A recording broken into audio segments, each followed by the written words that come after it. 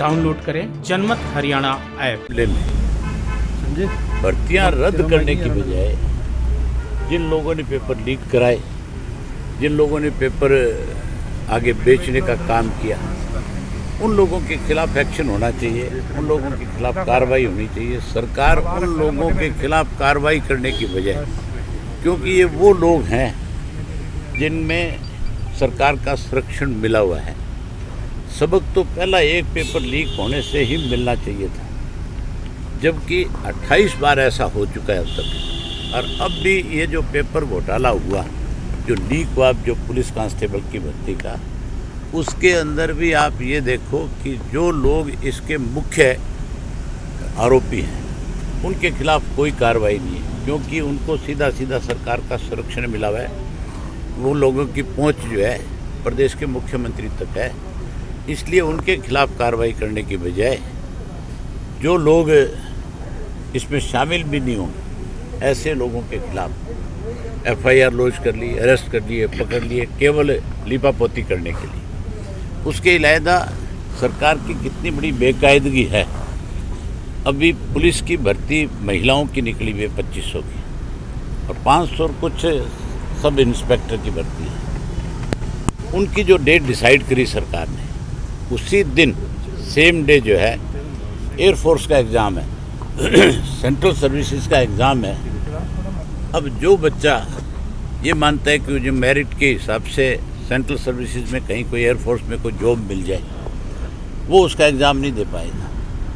उसके सामने मजबूरी है कि वो कौन सा एग्ज़ाम में जा कर के बैठे।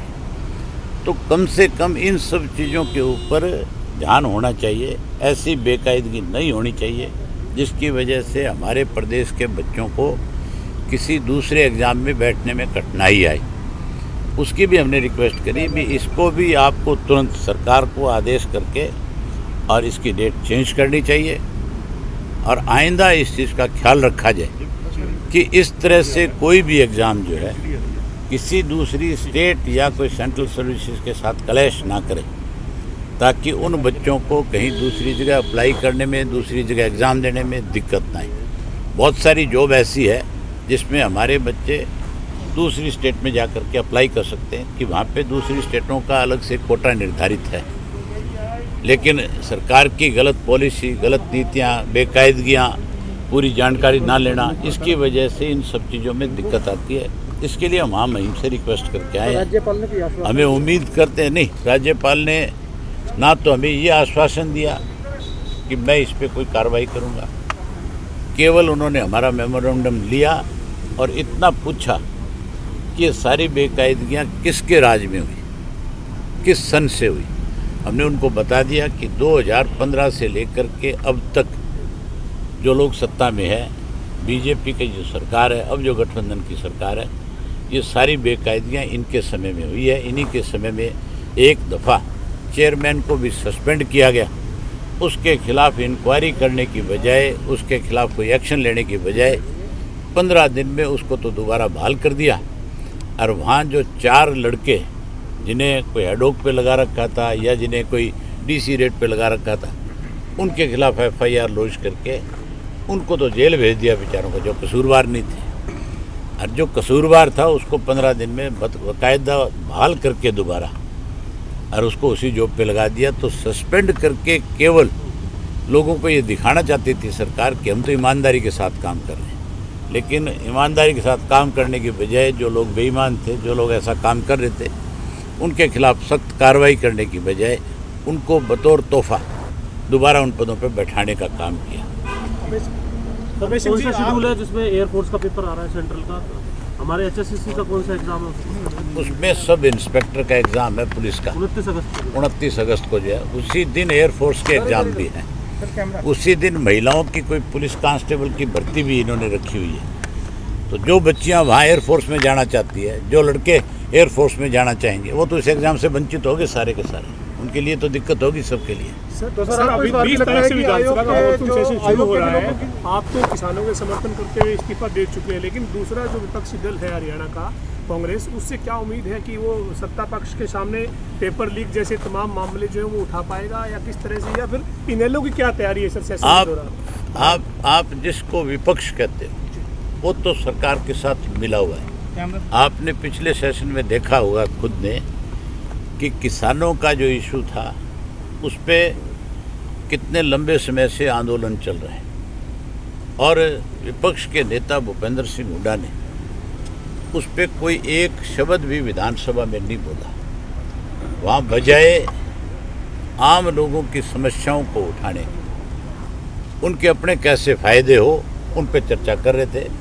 अब भी मुझे ये लगता नहीं है कि कोई जितनी बेकायदियाँ इन 6 महीनों में और हुई है, केवल पेपर लीक का इशू नहीं है, भ्रष्टाचार बहुत बड़ा इशू है। अब तो सरेआम इस बात की चर्चा है कि हर किसी डिपार्टमेंट में 8% कमीशन के बिना कोई भी काम नहीं होता। जब भी किसी को कोई काम मतलब टेंडर होता है, जिस किसी को टेंडर मिलता है उसमें उसके सामने पहली शर्त है कि सत्ता में बैठे लोगों को डिपार्टमेंट के हिसाब से जो मिनिस्टर है उनको 8% पैसा आपको देना होगा। 8% पैसा दोगे तो आप काम कर पाओगे, अदरवाइज नहीं कर पाओगे। इस बात का मुख्यमंत्री को भी अच्छी तरह से जानकारी है। अलग अलग ठेकेदारों ने जाकर के मुख्यमंत्री के सामने ये बात खुल के बताई है कि हमें, आप तो कहते हो कि काम करने में आपको दिक्कत आए तो बताओ। हमारे सामने सबसे बड़ी दिक्कत 8% पैसे की, और वो भी पहले लिया जाता है, एडवांस में लेकर के फिर काम होता है। तो भ्रष्टाचार आज बहुत बड़ा मुद्दा है। कानून व्यवस्था उससे भी बड़ा मुद्दा है आज की डेट के अंदर। लॉ एंड ऑर्डर हमारे प्रदेश में बिल्कुल पूर्ण रूप से ख़त्म हो चुका है। आज ऐसी हालत है लॉ एंड ऑर्डर की हमारे प्रदेश के अंदर कि क्राइम करने वाले लोग जो है उनको सरकार का संरक्षण है पूरी तरह से। क्राइम करने वाले को पकड़ने की बजाय उसको आज सरकार में बैठे लोग इनाम दे रहे हैं। सर, ये जो स्टाफ सिलेक्शन कमीशन वाला मुद्दा आपने उठाया, इसमें क्या लगता है आपको, कितने बड़े लेवल की भूमिका हो सकती है अधिकारियों के कर्मचारियों? इसकी जांच की हमने मांग करी है। इसमें अधिकारी नहीं, इसमें सत्ता में बैठे लोग जो है वो शामिल हैं। भूपेंद्र सिंह हुड्डा के राज के अंदर भी इस किस्म के पेपर लीक होते थे और उस वक्त बहुत सीधा आरोप लगता था कि भूपेंद्र सिंह हुड्डा के करीबी लोग जो है पेपर लीक कराने का काम करते हैं। उनके खिलाफ भी कार्रवाई नहीं हुई। और आज जो है पिछले 21-28 जो पेपर लीक हुए हैं उनमें भी जो लोग मुजरिम थे, जो लोग इसके लिए दोषी थे, उनके खिलाफ आज तक कार्रवाई नहीं हुई। Thank you. राजनीति के आगे, राजनीति के पीछे, हर हलचल को जानने के लिए हमारे YouTube चैनल जनमत हरियाणा को लाइक करें, सब्सक्राइब करें और अपडेट रहने के लिए बेल आइकन दबाना ना भूलें। देखते रहें जनमत हरियाणा, सच के अलावा कुछ भी नहीं।